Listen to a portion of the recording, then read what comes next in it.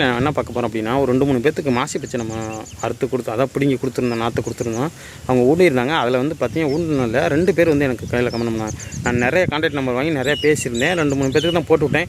மற்ற பேத்துலாம் போடல. ஏன் நான் ஸ்டாப் பண்ணேன் அப்படின்னா, வாங்கின 3 பேர்த்தில் ஒருத்தர் வந்து எதுவுமே சொல்லலை. ஆனால் 2 பேர் வந்து பார்த்தீங்கன்னா காஞ்சி போச்சு ப்ரோ அப்படின்னாங்க. ஏன் காஞ்சுது அப்படின்னா, அதுக்கு நானும் பொறுப்பு இல்லை, அவங்களும் பொறுப்பு இல்லை, அந்த இயற்கை தான் பொறுப்பு அப்படிங்கிறத.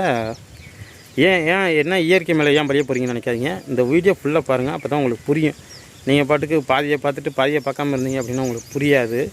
அது பச்சை நல்ல பச்சை தான். இப்போ நானும் அதே தான் ஒண்டிருக்கேங்க பாருங்க, நானும் அதே தான் ஒண்டிருக்கேன். இது அப்படியே நான் ஃப்ரண்ட் கேமராவில் காட்டுறேன் பாருங்கள், ரியர் கேமராவில் காட்டுறேன். இதை ஊண்டிருக்கோம். இந்த மாசி பச்சை ஊண்டிங்க அப்படின்னா, இந்த அடிக்கிற வெயிலுக்கு இந்த ஈரப்பதம் எப்போதுமே இருந்துக்கிட்டே இருக்கணும். அதனால தான் இது போட்டிருக்கு. இதே இடத்துல ஈரப்பதம் இல்லை அப்படின்னா எப்படி இருக்கும் அப்படின்னா, இதை மாதிரி தான் அங்கே போயிடும். நிறையா இருக்குது.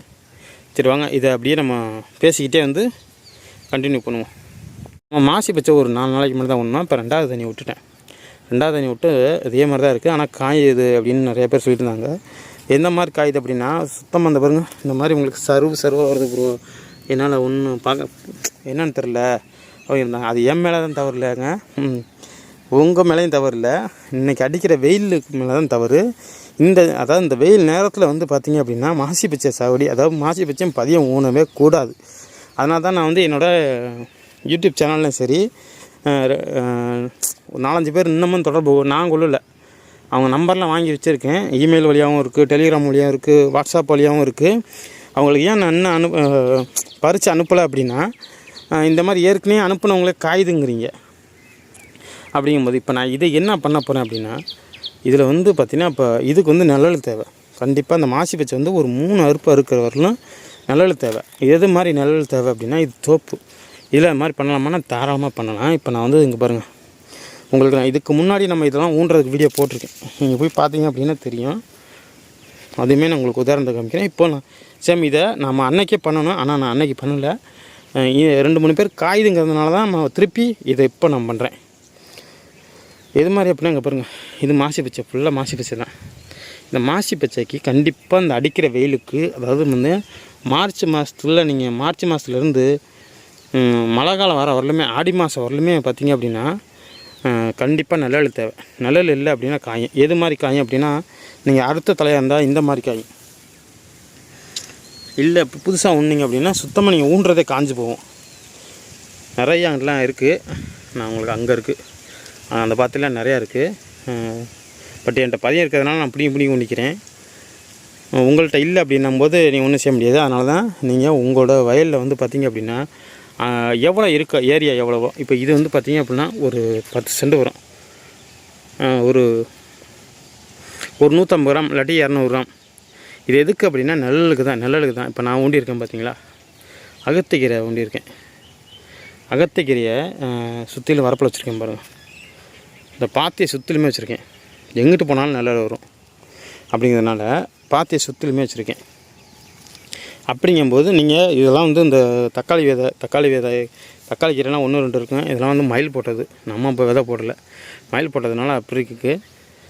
ஃபுல்லாக உங்களோட மாசி பச்சை ஃபுல்லாக அந்த மாதிரி நீங்கள் அவுத்தி விதை ஊன்ற மாதிரி இருக்கும். அதாவது வந்து மார்ச் மாதத்துலேருந்து உங்களுக்கு ஆடி மாதம் வரலாம், அதாவது 8ஆம் மாதம் வரலாம் வச்சுக்கோங்களேன், ஆகஸ்ட் மாதம் வரலுமே நீங்கள் இந்த மாதிரி தான் பார்க்குற மாதிரி இருக்கும். நீங்கள் மழை காலத்தில் ஊன்றீங்க அப்படின்னா, அதாவது ஒரு 9, 10, அதில் ஒரு 4, இதில் 2, 6 மாதத்தில் வந்து பார்த்திங்க அப்படின்னா 6 மாதத்துக்கு நீங்கள் எந்த இது நிழல் தேவையில்லை. இந்த 6 மாதம் கண்டிப்பாக நிழல் தேவை. இந்த 6 மாதத்துக்குள்ளே நீங்கள் ஊண்டி ஒரு 3 அறுப்பு 4 அறுப்பு அறுத்துட்டிங்க அப்படின்னா உங்களுக்கு நிழல் தேவையே இல்லை. ஒரு 3 அறுப்பு 4 அறுப்பு அறுத்துட்டிங்க அப்படின்னா உங்களுக்கு அவுத்தி விதைலாம் நீங்கள் ஊண்ட தேவையில்லை. இல்லை நீங்கள் இப்போ தான் ஊன்றீங்க, முதல்ல ஊன்றீங்க அப்படின்னா கண்டிப்பாக உங்களுக்கு நிழல் தேவை. அதுக்கு தான் நானுமே வந்து பார்த்திங்க அப்படின்னா அவுத்தி விதை தான் வச்சுருக்கேன். இருந்தாலும் இந்த வெயில் காலத்தில் வந்து இந்த அவுத்தி விதை தான் இந்த மாசி பச்சையை காப்பாற்றிட்டுருக்கு. இல்லை அப்படின்னா சுத்தமாக இதுவுமே காஞ்சி போகும். அப்படி இருந்துமே 1-2 இடத்துல இந்த மாதிரி சொட்டையாக காயும். இந்த பாருங்கள், இங்கே இருக்குது பார்த்தீங்களா, சின்னதாக இருக்கா. அதே போல் இங்கே பாருங்கள், இங்கே இருக்குது. அதே போல் இந்த பாத்திரம் நிறையா இருக்குது. இங்கே பாருங்கள், அங்கே இருக்கா, பக்கத்தில் மேந்தரும் இங்கே பாருங்க, பக்கத்தில் காமிக்கிறேன் போய். இந்த மாதிரி தான் காயும். இங்கே பாருங்கள், இதெல்லாம் காஞ்சது வெயில். இங்கே பாருங்கள், அடிக்கிற வெயிலுக்கு தாங்க மாட்டாமல் காயிறது. இந்த மாதிரி காயாமல் இருக்கணும்னா கண்டிப்பாக நீங்கள் அகத்திக்கீரையை ஊன்ற மாதிரி இருக்கும். அகத்திக்கீரைக்கு இப்போ இதெல்லாம் நமக்கு 2 பெனிஃபிட் இருக்குது. இந்த அகத்திக்கீரையை அமாவாசைக்கு எடுத்துக்கலாம், அல்லது சில்லறை வரத்துக்கு இருந்தால் கூட நீங்கள் எடுத்துக்கலாம். இது வரவே 1 மாதம் ஆயிரும் உங்களுக்கு. இந்த அமாவாசைக்கு ஊண்டிங்க, அதாவது இந்த நேரத்துக்கு ஊண்டிங்க அப்படின்னா அடுத்த அமாவாசைக்கு நீங்கள் அறுத்துடலாம் கண்டிப்பாக. ஆனால் நீங்கள் வந்து ஊண்டும் போது வந்து பார்த்திங்க அப்படின்னா பச்சையோட சேர்ந்தே ஊண்டி இருக்கணும். அதாவது ஒரு 30 நாளில் அறுவைக்கு வந்துடும், அறுப்புக்கு வந்துடும், கீரை அறுப்புக்கு வந்துடும். நீங்கள் இப்போ போய் ஊண்டுனீங்க அப்படின்னா இப்போ அமாவாசை முடிஞ்சிருச்சு, இப்போ இந்த மாதிரி இதில் ஊண்டணும் அப்படின்னா கொஞ்சம் வர டைம் ஆகும். ஏன்னா இப்போ இந்த மண் புதப்பதப்பு கிடையாது. புதப்பதப்பு இருந்தாலும் தான் வேர் பிடிச்சி சீக்கிரம் பருவம் வந்து சீக்கிரம் தளவு வரும். நம்ம இதில் போய் ஊண்டணும் அப்படின்னா களை வெட்டி விட்டு தான் ஊண்டணும். அப்படிங்கும்போது கொஞ்சம் டைம் தான் எடுத்துக்கும். அதனால் வந்து பார்த்திங்க அப்படின்னா மாசி பச்சை காயறதுக்கு காரணம் நீங்களும் நானும் கிடையாது. கண்டிப்பாக அதுக்கு இந்த வெயில் தான் காரணம், இயற்கை தான் காரணம். அதனால் நீங்கள் மாசி பச்சை இப்போ ஊண்டுறீங்க அப்படின்னா முடிஞ்சளவு தவிர்த்துருங்க. அதனால தான் நானே 4-5 பேர்த்துக்கு வந்து பார்த்திங்க அப்படின்னா கான்டாக்ட் நம்பர் எல்லாமே இருந்து நான் பிடிங்க அனுப்பலாம். திருப்பி அவங்கள தொடர்பு கொள்ளல. அவங்கள்ட்டே ஒரு சில ஒருத்தங்க என்னை கான்டாக்ட் பண்ணியிருந்தாங்க கொல்லிமலை பக்கத்தில். அவங்க கான்டாக்ட் பண்ணியிருந்தாங்க. அவங்கள்ட்டுமே நான் பேசினேன். எனக்கு இப்போ ஏற்கனவே நாங்கள் வச்சுருக்கோம், இருந்தாலும் எனக்கு கொஞ்சம் வேணும் அப்படின்னு சொன்னாங்க. சரி அனுப்பிடலாம் அப்படின்னு பார்த்தேன். இப்போ இவங்க அந்த நேரத்தில் அவங்கள்ட்ட பேசிட்டு மறுநாள் வந்து பார்த்திங்க அப்படின்னா இவங்க இந்த மாதிரி சொல்லவும் நான் அவங்களுக்கு அனுப்பலை. அவங்கள திருப்பி அவங்க நம்பரை நான் விட்டுட்டேன். அப்புறம் அவங்க என்னை இமெயில் வழியாக தான் தொடர்பு கொண்டு வந்தாங்க.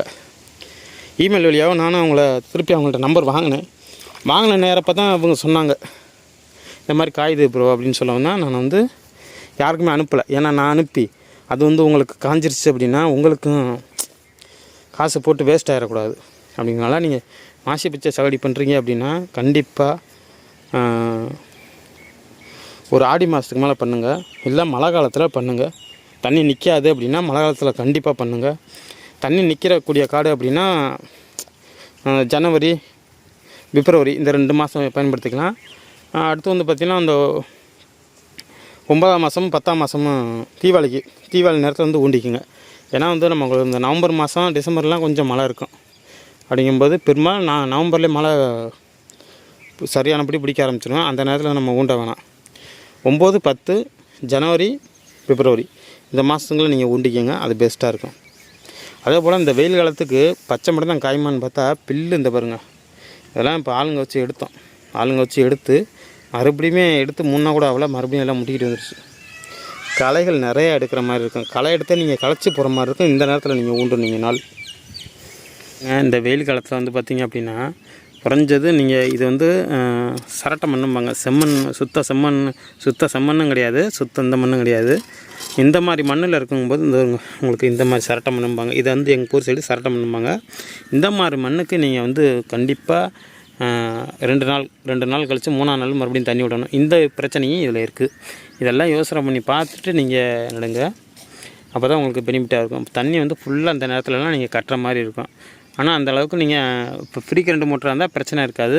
டீசல் மோட்டராக இருந்தால் காசு போயிட்டே இருக்கும். டீசல் வாங்கியே களைச்சி போகணும் இந்த வெயில் காலத்துலலாம். அதனால தான் நீங்கள் மழை காலம் வரலும் பொறுங்க.